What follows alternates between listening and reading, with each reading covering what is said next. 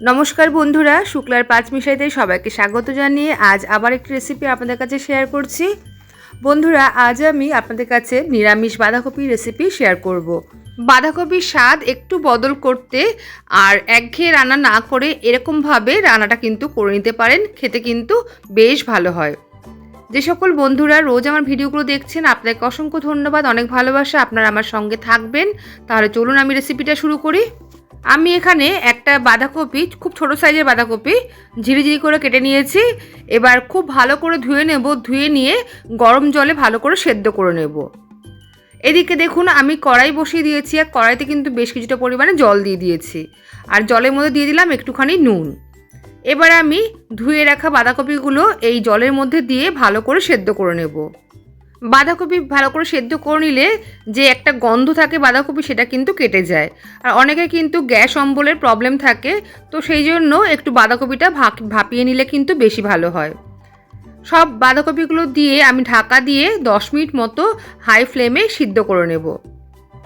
এতে বাঁধাকপি বেশ কিন্তু নরম হয়ে যাবে। 10 মিনিট পর দেখুন বাঁধাকপি কিন্তু ভালো মতো সেদ্ধ হয়ে গেছে। এবার আমি জল ঝরিয়ে নেব।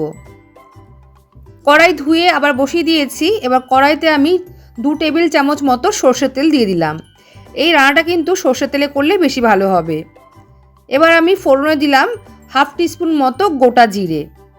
এবার দিয়ে দিলাম 2টো ফাটিয়ে রাখা শুকনো লঙ্কা। কয়েক সেকেন্ড পর আমি দিয়ে দিলাম ডুমো করে কেটে রাখা আলু। এখানে আমি একটা বড় সাইজের আলু ডুমো ডুমো করে কেটে নিয়েছিলাম, সেটা এবার দিয়ে দিলাম। 3 থেকে 4 মিনিট আমি আলুটা ভালো করে ভেজে নেব।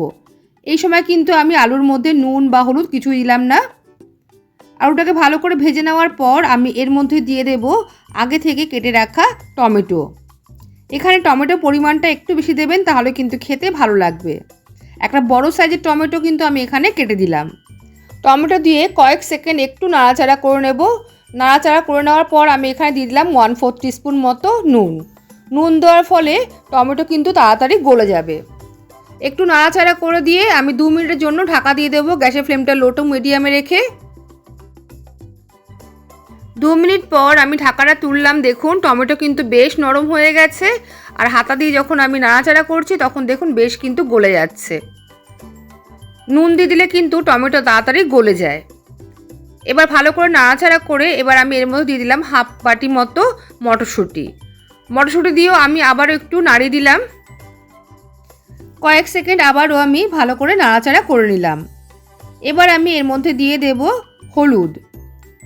সামান্য একটু হলুদ দিয়ে দিলাম আর দিয়ে দিলাম এখানে হাফ টিস্পুন মতো কাশ্মীরি লাল লঙ্কার গুঁড়ো, যাতে কালারটা সুন্দর আসে। এই দুটো মশলা দিয়ে আমি ভালো করে কিন্তু আবারও কষিয়ে নেব। 1 থেকে 2 মিনিট মতো ভালো করে কষিয়ে নেওয়ার পর আমি এর মধ্যে দিয়ে দেব সেদ্ধ করে রাখা বাঁধাকপি। বাঁধাকপিগুলো কিন্তু আমি ভালো করে জল ঝরিয়ে নিয়েছি। এবার কড়াইতে দিয়ে দিলাম, দিয়ে এই মশলার সাথে খুব ভালো করে কিন্তু মিশিয়ে নেব। বন্ধুরা, আজকে রেসিপিটা দেখার পর আপনাদের যদি ভালো লেগে থাকে অবশ্যই লাইক কমেন্ট করবেন, শেয়ার করবেন আর আমার চ্যানেলটি সাবস্ক্রাইব করে আমার পাশে থাকবেন। পাশে থাকা বেল বাটনটা অবশ্যই ক্লিক করবেন, সঙ্গে অল বাটনটাও ক্লিক করে দেবেন, তাহলে যখন নতুন কোনো রেসিপি আমি আপলোড করব সবার আগে আপনার কাছে নোটিফিকেশান পৌঁছে যাবে।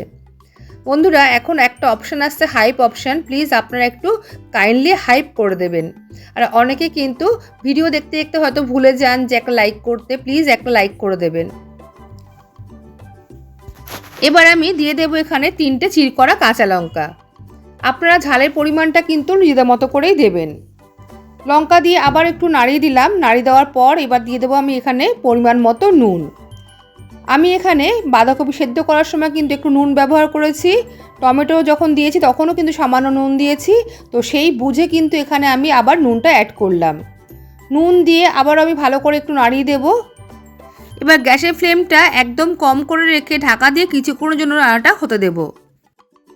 এদিকে একটা মশলা আমি তৈরি করে নেব, তার জন্য ফ্রাইং প্যান বসিয়ে দিয়েছি আর প্যানের মধ্যে দিয়ে দেবো এখানে হাফ টিস্পুন গোটা ধনে, হাফ টিস্পুনের মতো গোটা জিরে, গোটা গরম মশলা আর একটা তেজপাতা। 2 মিনিট মতো ভালো করে নাড়াচাড়া করে নেব। যখন মশলা থেকে সুন্দর একটা গন্ধ বেরোবে তখন কিন্তু আমি নামিয়ে নেব। তারপর আমি ভালো করে একটা মিহি গুঁড়ো করে নেব আর খেয়াল রাখতে হবে মশলা যেন পুড়ে না যায়। দেখুন প্রায় 5 থেকে 6 মিনিট পর আমি ঢাকাটা খুলছি।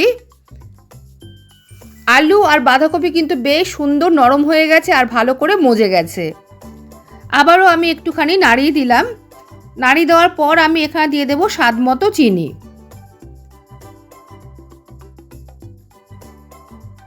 চিনি দেওয়ার পর আবারও একটুখানি আমি নাড়িয়ে দেব। একটু নাড়িয়ে দেওয়ার পর আমি এখানে দিয়ে দেব ভাজা মশলা। ফ্রাইং প্যানে যে মশলাটা আমি ভাজা করে নিয়েছিলাম সেই মশলা কিন্তু ভালো করে আমি গুঁড়ো করে নিয়েছি, শিলনোড়ায় বেটেছি আমি। এবার আমি সেই মশলাটা দিয়ে কিন্তু ভালো করে নাড়াচাড়া করে নিচ্ছি। ভাজা মশলা দেওয়ার পর আমি একটু নাড়িয়ে দিয়ে আবার 2 থেকে 3 মিনিটের জন্য ঢাকা দিয়ে রেখে দেব। বন্ধুরা, ভাজা মশলা দেওয়ার পর আমার ভিডিওটা কিন্তু একটুখানি স্কিপ হয়ে গেছে, কারণ তখন ক্যামেরাটা আমার বন্ধ হয়ে গেছিলো, সেই জন্য দুঃখিত বন্ধুরা। তো আপনারা মশলাটা দেখে নিয়েছেন, সেই মশলাগুলো কিন্তু গুঁড়ো করে এইভাবে দিয়ে দেবেন।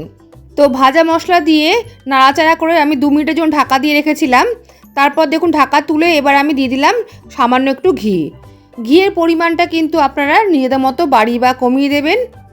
ঘি দিয়ে আবারও একটু নাড়াচাড়া করে আমি এবার গ্যাসের ফ্লেমটা অফ করে দিয়ে কিছুক্ষণের জন্য ঢাকা দিয়ে রেখে দেব। রান্নাটা কিন্তু আমার একদম তৈরি হয়ে গেছে। তাহলে বন্ধুরা, তৈরি হয়ে গেছে ভাজা মশলা দিয়ে সম্পূর্ণ নিরামিষ একটি বাঁধাকপি রেসিপি। খেতে কিন্তু ভীষণ ভালো হয়। সবসময় একঘেয়েমি রান্না না করে একবার এই রান্নাটা ট্রাই করে দেখতে পারেন, খেতে কিন্তু আপনাদের আশা করি ভালো লাগবে। আর গরম ভাত বা গরম গরম রুটির সাথে খেতে কিন্তু বেশ ভালোই লাগে। তাহলে বন্ধুরা, আজকের এই রেসিপিটা আপনাদের কাছে কেমন লাগলো অবশ্যই কিন্তু জানাবেন লাইক কমেন্টের মাধ্যমে। তাহলে আজ এই পর্যন্তই, আসবো আবার অন্য কোনো রেসিপি নিয়ে। সবাই ভালো থাকবেন, সুস্থ থাকবেন। সবাইকে আজকের মতো টাটা।